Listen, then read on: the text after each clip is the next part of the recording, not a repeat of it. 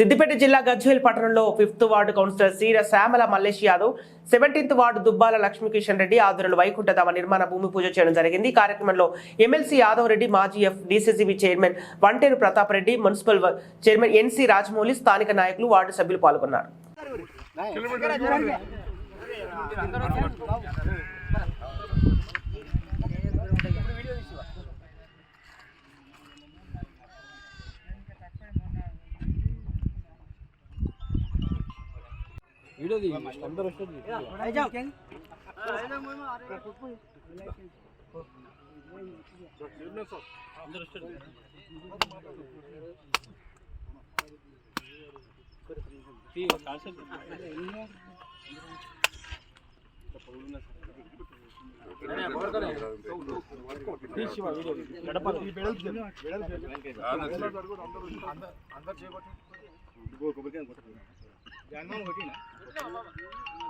రోజా ఉండదు.